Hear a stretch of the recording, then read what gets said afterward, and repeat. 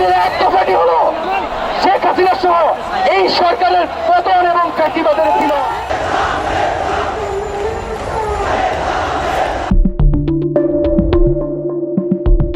সরকারের পতন কখনো একদিনে হয় না।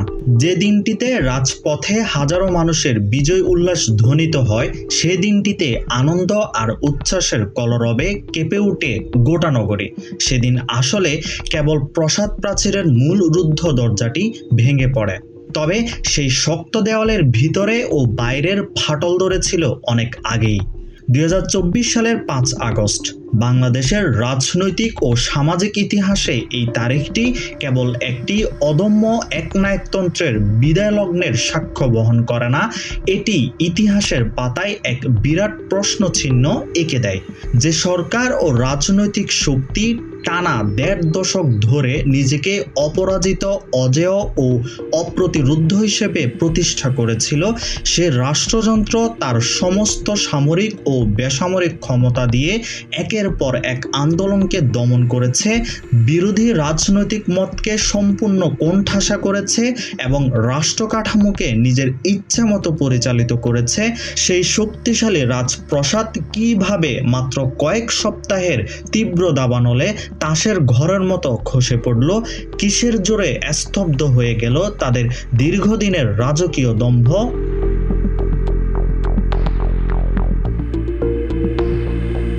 রাজনীতি বা ইতিহাস কোনো অলৌকিক বা আকস্মিক ঘটনায় চলে না। ইতিহাসে কোনো প্রতিষ্ঠিত সাম্রাজ্য কিংবা দীর্ঘস্থায়ী স্বৈরাচারী ব্যবস্থা একক কোনো ভুলের কারণে একদিনে ধসে পড়ে না। রাজপ্রাসাদের চূড়ান্ত পতন ঘটার বহু আগে থেকেই তার মূল কাঠামোর ভেতরে জমতে থাকে হাজারো মানুষের পুঞ্জীভূত ক্ষোভ, প্রাতিষ্ঠানিক বৈষম্য, চরম অবিশ্বাস আর শাসকের অন্ধ অহংকারের প্রতিটি স্তর। তাই 5 আগস্টের এই অসামান্য ও অভূতপূর্ব রাজনৈতিক পট পরিবর্তন বুঝতে হলে আমাদের কেবল সেই শেষ বিকেলের নাটকীয় দৃশ্য দেখলে চলবে না, আমাদের ফিরে যেতে হবে সেই কাঠামোর গভীরে, যেখানে বছরের পর বছর ধরে একটি রাষ্ট্র নিজেকে এতটাই সর্বশক্তিমান মনে করেছিল যে জনগণের নিরবিচ্ছিন্ন নীরবতা ও বাধ্যতাকে তার সমর্থন ও সম্মতি বলে ভুল করেছিল। আর সেই ঐতিহাসিক ভুলের মাসুলই শেষ পর্যন্ত তাদের গণভবন থেকে রাজপথে ছুড়ে ফেলেছে।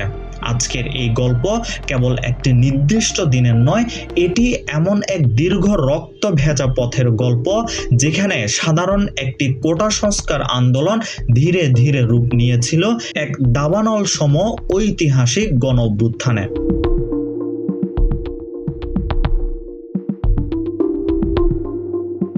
ইতিহাসবিদ বারবারা ট্যাকম্যানের প্রাতিষ্ঠানিক গবেষণার ভাষায় একে হয়তো বলা যায় অজ্ঞতা ও মূর্খতার অভিযাত্রা। অর্থাৎ সামনে সুস্পষ্ট বিপদের সংকেত ঝুলতে দেখেও শাসক শ্রেণী যখন নিজেদের অহংকারের বশে একই ভুলের পথে হেঁটে যায় এক অদ্ভুত জেদে। অন্যদিকে গবেষক নাসিম নিকোলাস তালেবের অনুসারীরা একে বলবেন একটি ব্ল্যাক সোয়ান ইভেন্ট, যেটি ঘটার সম্ভাবনা সাধারণ দৃষ্টিতে খুবই কম মনে হলেও একবার ঘটে গেলে তা পুরো ইতিহাসের গতিপথ স্থায়ীভাবে বদলে দেয়। দীর্ঘ 15 বছর ধরে ক্ষমতাসীন আওয়ামী লীগ সরকার এক অসাধারণ ও চতুর রাজনৈতিক সক্ষমতা দেখিয়েছিল। 2018 সালের নিরাপদ সড়ক আন্দোলন কিংবা প্রথম দফার কোটা সংস্কার আন্দোলন, প্রতিবারেই তারা কৌশলী সহিংসতা, প্রতিশ্রুতির রাজনীতি ও ফাঁকা বুলি দিয়ে পরিস্থিতি সফলভাবে নিয়ন্ত্রণে এনেছিল। প্রতিটি প্রতিবাদ দমনের পর রাষ্ট্রযন্ত্র নিজেকে আরও শক্তিশালী ও হিংস্র করে গড়ে তুলেছিল। আধুনিক রাষ্ট্রবিজ্ঞানের ভাষায় একে বলা হয় অ্যান্টি ফ্রেজিলিটি, অর্থাৎ আঘাত খেয়ে নিজেকে আরও শক্তিশালী করে তোলা।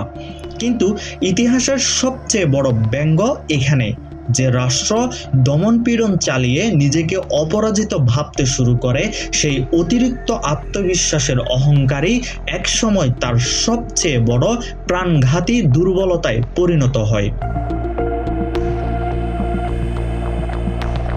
2024 সালের মাঝামাঝি সময়ে আন্দোলনটি শুরু হয়েছিল খুবই চেনা ও সাধারণ একটি দাবি নিয়ে, সরকারি চাকরিতে বৈষম্যমূলক কোটা সংস্কার এবং মেধাভিত্তিক নিয়োগ নিশ্চিত করা। প্রথমে এটিকে মধ্যবিত্ত ও উচ্চবিত্ত বিশ্ববিদ্যালয়ের শিক্ষার্থীদের একটি শান্তিপূর্ণ সংগ্রাম হিসেবে দেখা হচ্ছিল, কিন্তু শাসক শ্রেণী যখন তাদের চিরাচরিত শক্তির দম্ভে অন্ধ হয়ে সাধারণ শিক্ষার্থীদের উপর চড়াও হলো এবং রাজপথে রক্ত ঝরানো শুরু করলো, তখন পুরো সামাজিক ও রাজনৈতিক সমীকরণ বদলে গেল। খুব অল্প সময়ের মধ্যে সেই শিক্ষার্থী আন্দোলনের পেছনে এসে দাঁড়ালো শহরের নিশ্চিত ও শোষিত শ্রমজীবী মানুষ, যাদের গবেষকরা অনিশ্চিত গোষ্ঠী হিসেবে চিহ্নিত করেন। হকার, ফেরিওয়ালা, রিক্সাধারী, ডেলিভারি রাইডার, ভাসমান মেহনতি মানুষ আর সাধারণ গৃহবধূ, যারা প্রতিদিন বেঁচে থাকার তাগিদে রাষ্ট্রের অমানবিক নিপীড়ন অনুভব করতেন। তারা সব ভয় ভুলে শিক্ষার্থীদের সাথে একই স্লোগানে কণ্ঠ মেলালেন। এরপর আন্দোলন বিস্তৃত হলো শিল্পাঞ্চলে। যোগ দিলেন লাখ লাখ তৈরি পোশাক শ্রমিক, ছাত্র শ্রমিক ও দিনমজুরের এই অভূতপূর্ব ও অভাবনীয় জোট এমন এক জনতা তৈরি করলো, যার অদম্য সাহসের সামনে দাঁড়িয়ে শেষ পর্যন্ত সেনাবাহিনী সাধারণ মানুষের উপর গুলি চালাতে অস্বীকৃতি জানায়। আর ঠিক সেই মুহূর্তে ক্ষমতার রাজনৈতিক ভারসাম্য চিরতরে উল্টে যায়।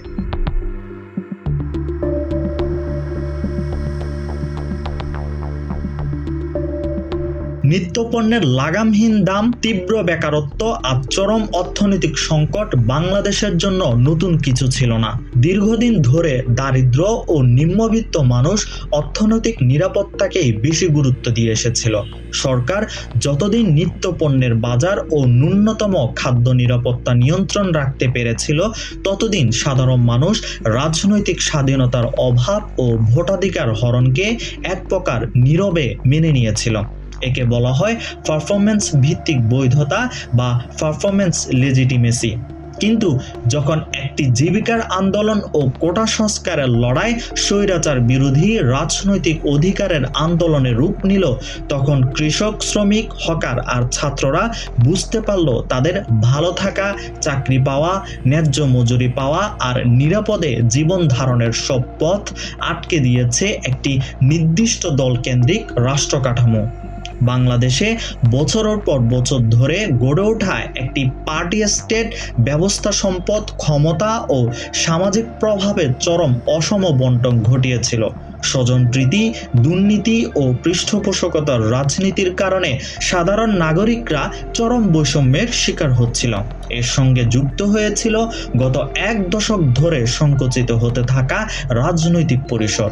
2014, 2018 এবং 2024 সালের বিতর্কিত নির্বাচনগুলো মানুষের ভোটাধিকার কেড়ে নিয়েছিল, মত প্রকাশের স্বাধীনতা স্তব্ধ করেছিল। ডিজিটাল নজরদারি ও গুম খুনের ভয় মানুষের মনে এমনভাবে গেঁথে গিয়েছিল যে প্রতিবাদ করাই ছিল চরম ঝুঁকিপূর্ণ। কিন্তু জুলাইয়ের শেষ ভাগে ছাত্র জনতার উপর চালানো নজিরবিহীন গণহত্যা সেই দীর্ঘদিনের ভয়ের দেওয়ালকে এক নিমিষে চূর্ণ বিচূর্ণ করে দিল।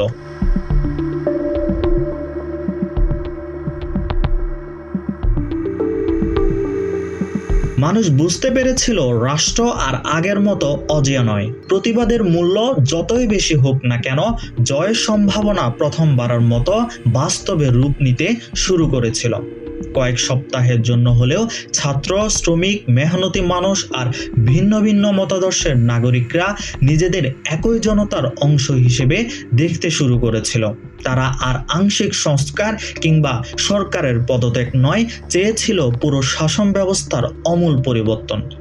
রুশ বিপ্লবী ভ্লাদিমির লেনিন একবার বলেছিলেন, এমন বহু দশক আসে যখন কিছুই ঘটে না, আবার এমন কিছু সপ্তাহ আসে যখন কয়েক দশকের ইতিহাস ঘনীভূত হয়ে উপস্থিত হয়।